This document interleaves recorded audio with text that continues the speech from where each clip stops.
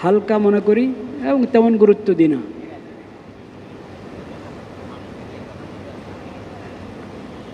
যেমন এই হেদায়েত লা তাহকিরান্না মিনাল মারুফ শাইআ,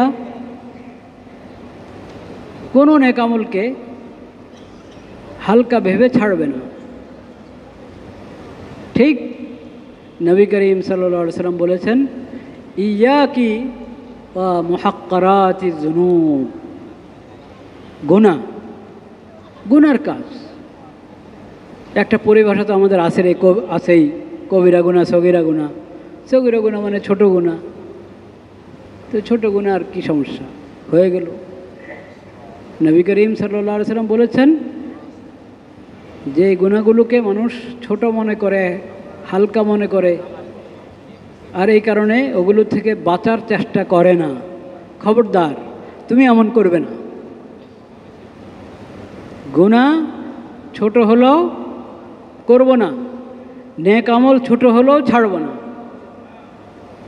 এটা হলো শরীয়তের শিক্ষা।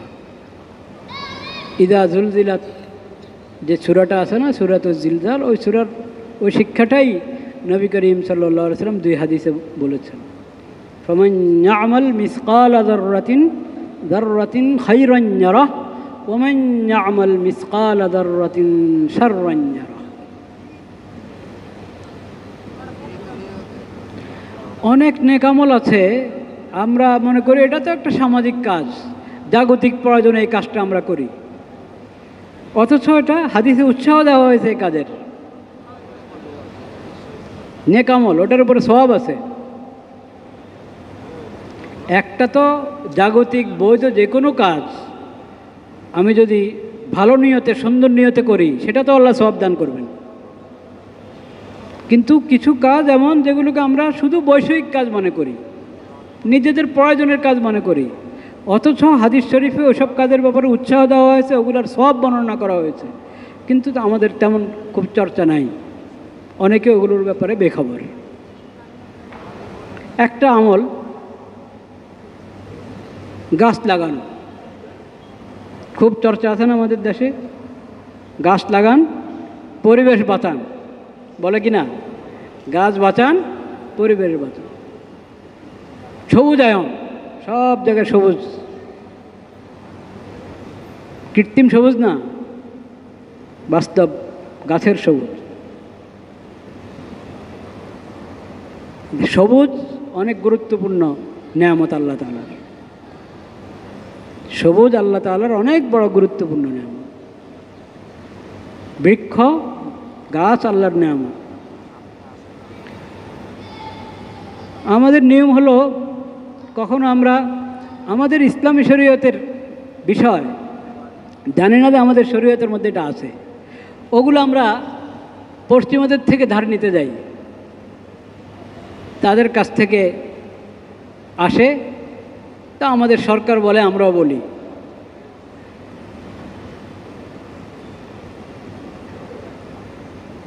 আর যদি টের পাওয়া গেল যে আচ্ছা এই ব্যাপারে কোনো হাদিস আছে, তো হুজুরদেরকে এই বিষয়ে হাদিসটাও শোনায় দিন মুসল্লিদেরকে। চিঠি আসে খতিবদের কাছে বিভিন্ন মসজিদে, সব মসজিদে আসে কিনা আমি জানি না, বিভিন্ন মসজিদে খতিবদের কাছে বিভিন্ন প্রসঙ্গে চিঠি আসে, সিটি কর্পোরেশনের কাছ থেকে, ইসলামিক ফাউন্ডেশনের কাছ থেকে, বিভিন্ন মন্ত্রণালয় থেকে বিভিন্ন প্রসঙ্গে চিঠি আসে, হুজুর এই ব্যাপারে একটু মুসল্লিদেরকে বলবেন। খুব ভালো এটা, কিন্তু এই চিঠিগুলো সব প্রসঙ্গে আসা দরকার।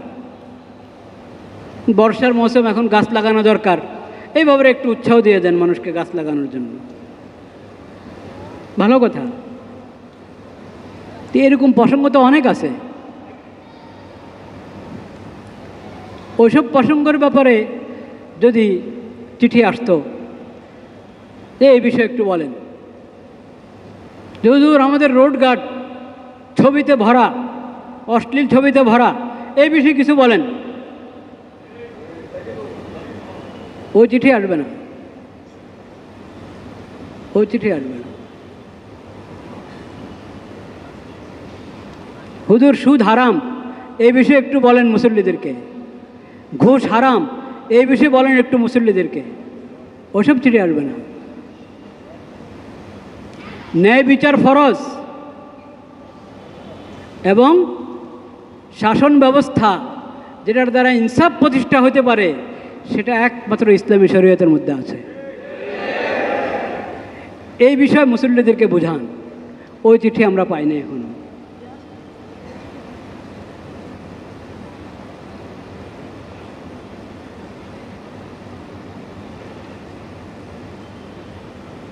লা ইলাহা ইল্লাল্লাহ। তো গাছ লাগানোর অনেক ফজিলত।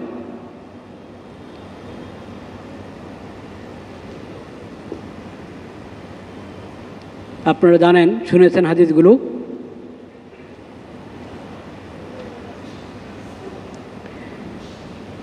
আনাস রাদিয়াল্লাহু তাআলা আনহু থেকে বর্ণিত হাদিসটি বুখারী শরীফ, মুসলিম শরীফ দোনো কিতাবে আছে। আনাস রাদিয়াল্লাহু তাআলা আনহু থেকে বর্ণিত, নবী করিম সাল্লাল্লাহু আলাইহি সাল্লাম বলেছেন, মা মিন মুসলিমিন ইয়াগরিসু গারসান আও ইয়াজরাউ যারআন ফায়াকুলু মিনহু তায়রুন আও ইনসানুন আও বাহিমাতুন ইল্লা কানা লাহু বিহি সাদাকা। যে কোনো মুসলিম একটা চারা লাগালো, গাছের একটা চারা লাগালো, আও ইয়াজরাউ যারআন বা ফসল বোনালো, ফায়াকুলু মিনহু তায়র, পাখি খেলো, কোনো মানুষ খেলো, কোনো পশু খেলো, এটা তার জন্য সাদাকা হিসাবে লেখা হবে তার আমলনামায়। গাছ লাগিয়েছে, নিজে আম খাবে, নিজে এটার ছায়া ভোগ করবে, এখন ওই গাছে অন্য কেউ ছায়া ভোগ করলো, আল্লাহর কোনো মাখলুক, খালি মানুষ না, এটা তার আমলনামা আল্লাহ লিখে দিবেন সব।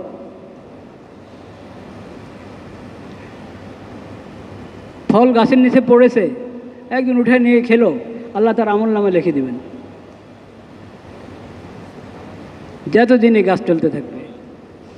যতদিন এই গাছ থেকে কেউ না কেউ কোনো না কোনোভাবে উপকৃত হবে, এ সব সব আল্লাহ তার আমলনামা লিখবেন।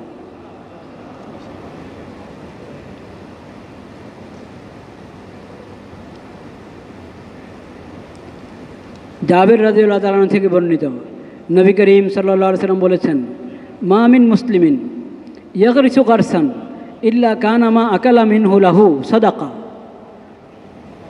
ইল্লা মা উকিলা মিনহু লাহু সাদাকা ওয়া মা সুরিকা মিনহু লাহু সাদাকা ওয়া মা আকালা সাবউ মিনহু ফাহুয়া লাহু সাদাকা ওয়া মা আকালাতিত তায়রু ফাহুয়া লাহু সাদাকা ওয়া লা ইয়ারজাউহু আহাদুন ইল্লা কানা লাহু সাদাকা। ওই বিষয়টা আরও বিস্তারিত নবী করিম সাল্লাল্লাহু আলাইহি সাল্লাম বলেছেন, এমনকি ও গাছ থেকে কেউ চুরি করে নিয়ে গেছে ফল, নিয়ম হলো আরেকজনের গাছের ফল যদি গাছের নিচে পড়া থাকে, এক দুটা পড়া আছে, তো আপনি নিলেন, খেলেন, সাধারণত অনুমতি থাকে এটা, বিশেষ করে রাস্তা যেগুলো লাগানো থাকে, বাড়ির পাশে বাইরে পড়ে আম। কিন্তু গাছে উঠে ওখান থেকে নিয়ে যাওয়া এটা তো জায়েজ নেই। ঝুলি ভরে, ব্যাগ ভরে নিয়ে যাওয়া, আম পাড়া, এটা জায়েজ নেই। হ্যাঁ, যদি স্পষ্ট অনুমতি থাকে ভিন্ন কথা, ও জানিয়ে দিয়েছে যে এই গাছ এখান থেকে যে যেভাবে নিতে পারে না, সেটা ভিন্ন কথা। কিন্তু ওরকম কোনো ঘোষণা না থাকলে আপনি এক দুইটা, যেটা সাধারণত মানুষের ওরফ আছে, একটা প্রচলন আছে যে এতটুকু কাউকে কিছু বলে না, আরও খুশি, আচ্ছা উনি নিয়েছে ভালো, উঠা নিয়ে গেছে ভালো, ওটার অনুমতি আছে। ওগুলোও আল্লাহ এই নিয়ত করে নাই, তারপরেও তার আমলনামায় সদকা লিখে দেবেন আল্লাহ তাআলা। কিন্তু এই হাদিসে অতিরিক্ত যেটা বলা হলো, কেউ চুরি করে নিয়েছে, ও তো গুনাহগার হবে চুরি করে নেওয়ার কারণে, কিন্তু আল্লাহ তাআলা এই যে এখান থেকে নিয়ে গেল একজন, সেই সওয়াব আল্লাহ তাআলা, মানে ওটার জন্য একে আল্লাহ তাআলা সওয়াব দান করবেন। চুরি করানোর গুনাহ হবে, কিন্তু আল্লাহ তাআলা গাছওয়ালাকে কি দিবেন? সওয়াব দান করবেন। বলেন সুবহানাল্লাহ।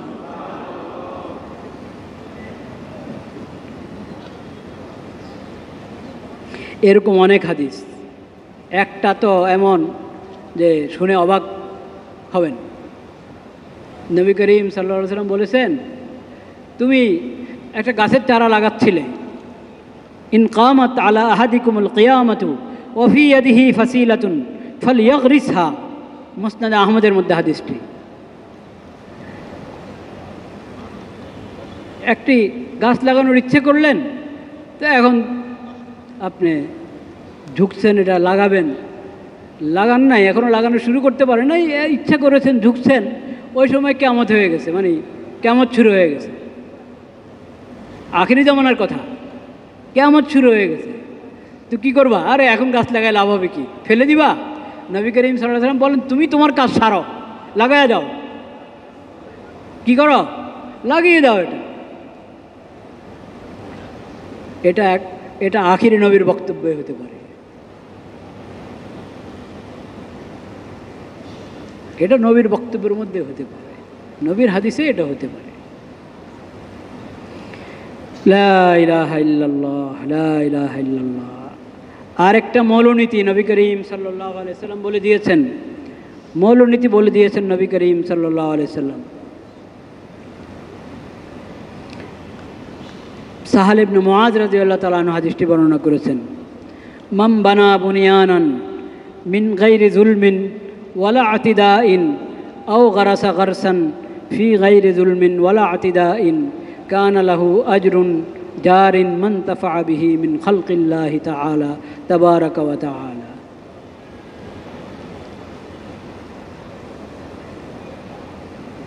কোনো ঘর কাউ বানালো, কোনো ভবন বা কোনো ঘর বানালো, অন্যের উপর জুলুম করে নয়, নাজায়েজ পদ্ধতিতে নয়, নবী করিম সাল্লাল্লাহু আলাইহি ওয়াসাল্লাম বলে দিয়েছেন সাথে, মিন গায়রি যুলমিন ওয়ালা আতিদাই, কারো উপরে জুলুম করে, মানে অন্যের জায়গা দখল করে ঘর বানালা, তা না।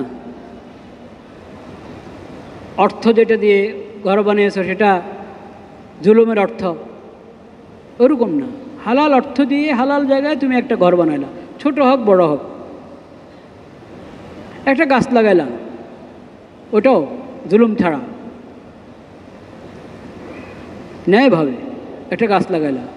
দোনোটা, এই ভবন, ঘর আর এই গাছ যতদিন থাকবে, আল্লাহর যে কোনো মখলুক এটা থেকে উপকৃত হবে, তার জন্য এটা সাদাকায়ে জারিয়া হয়ে থাকবে, সওয়াব চলতেই থাকবে।